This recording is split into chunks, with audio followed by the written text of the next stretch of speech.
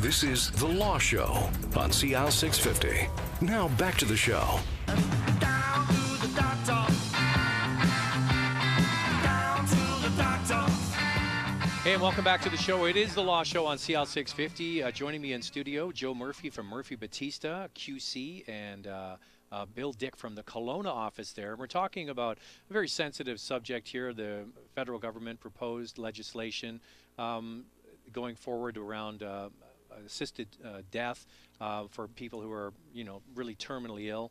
Now, we talked a little bit about this legislation. So has it been officially written, or is this what's the process with the federal government? Are they putting the legislation forward as is, or are they going to make amendments? They're putting it forward with the idea of being that there will be discussion and possible amendments, but there's not a lot of time left between now and the end of June for many, if any, changes to be made.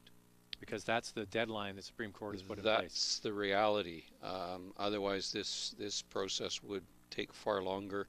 There'd be far more discussion on it.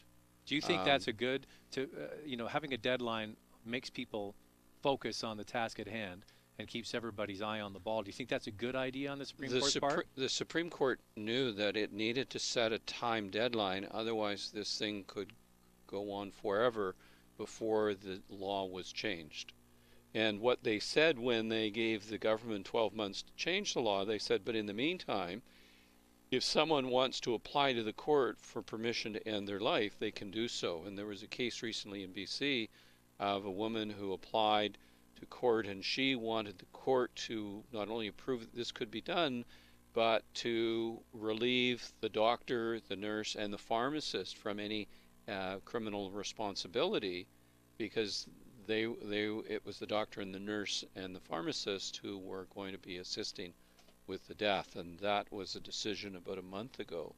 I don't know if there's similar cases in other provinces where people have said, I can't wait till the end of June, I want permission now. So this issue, I think, of being mentally capable is going to be a huge one, because a lot of people at the end of their life are not, and you could even argue that they're under sedation and heavy pain medication, and they're really thinking clearly.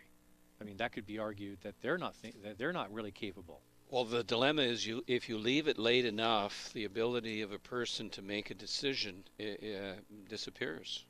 Even though that person, when they're competent, as Bill was saying, they say, listen, I've got ALS, I know it's progressive, and when I get to this point, I've had enough. I'm going to die, I'm dying. Let me control when and how. And the new legislation doesn't allow that. The new legislation talks about imminent death, but the Supreme Court of Canada never said that.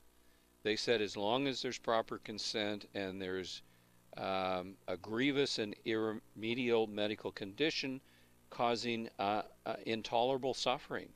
That's what they said, and the government has, of course, added things that talk about death imminent, talk about age, and a variety of other things. There was a story I saw on the news, a television news story about a fellow who was basically in a wheelchair, and all he could move were his eyes, really, and he didn't have quality of life at all. So, like I said, is his death imminent? No, but his quality of life is zero, basically, and he was basically, through the way he could communicate, saying that he wants to have that option to say, this isn't the life that I want, and I want to check out.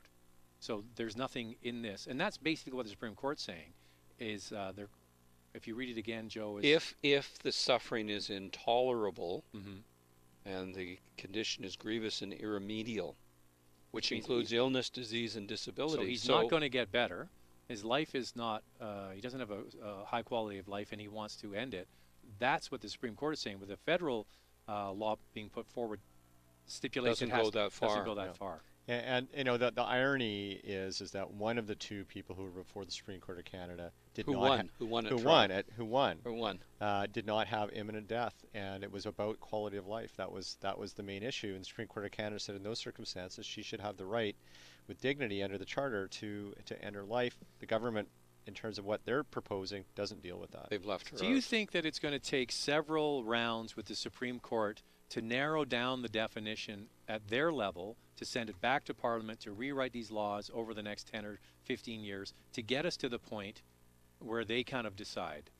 You see what I'm saying? Like, I think it will take years in a number of courts in BC and the other provinces and appeal courts and the Supreme Court of Canada.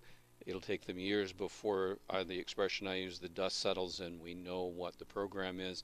And it's a program that recognizes people's charter rights. because under what we're just talking about, someone could say, well, that isn't what the Supreme Court outlined in their ruling to the government.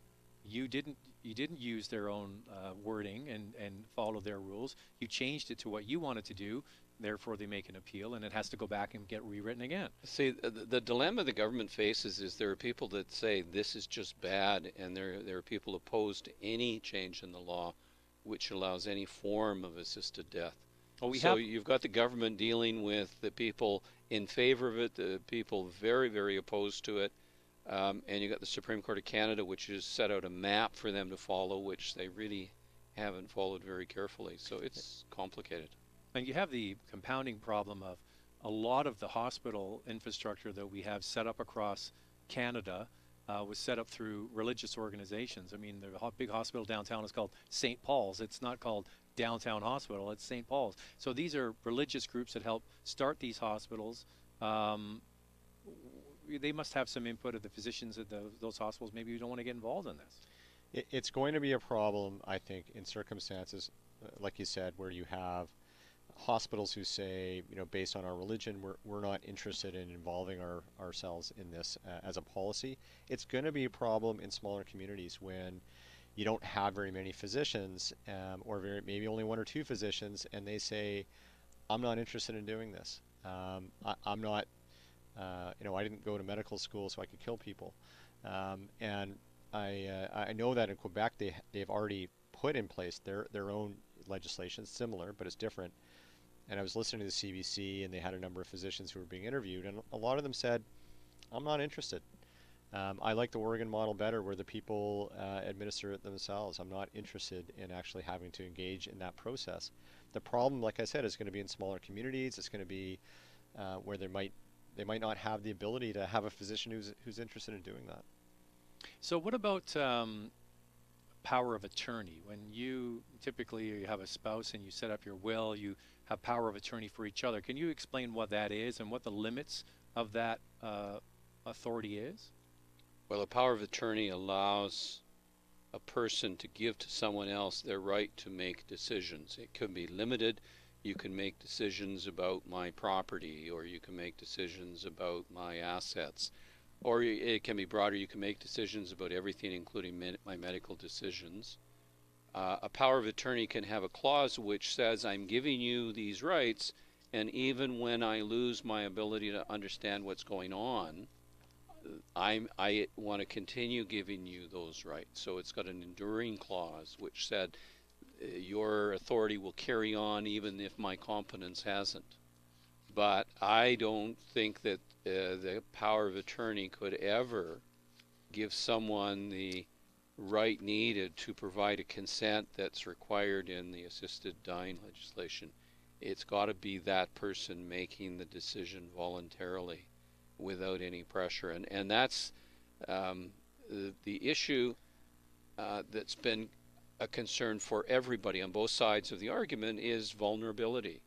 We don't want a system that takes a vulnerable person at a time of weakness and has them make a decision that you can't turn back the clock on.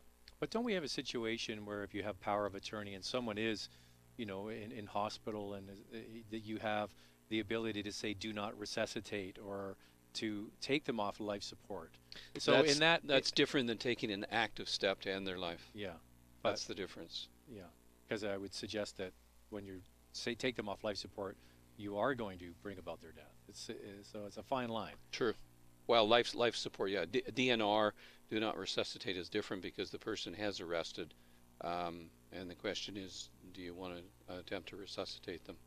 Again, some of the more difficult scenarios are things like when you have an extremely mentally disabled person, someone who has no quality of life, they're severely autistic, and a parent, for example, wants to end their suffering. They can't. That happened, I believe it was in Saskatchewan, wasn't it? Yeah, the father took killed the What child. was his name? Robert Latimer? That's Was that right, him? yeah. And she was severely disabled, and a lot of people, came kind of to his defense a little bit. I mean, this girl had no quality of life. And but was getting worse. And was getting worse. So, yeah, I mean, the suffering. So one of the controversies is that people with severe mental illnesses, it doesn't capture them at all. And again, this are really difficult scenarios that arise, but I think, again, the government's trying to balance the autonomy of the individual with protecting the rights of the vulnerable. We are talking about doctor-assisted death in Canada. Interesting conversation. We're joined today by Joe Murphy, QC at MurphyBattista in downtown Vancouver, and from the MurphyBattista office in Kelowna, Bill Dick. We'll continue the conversation next.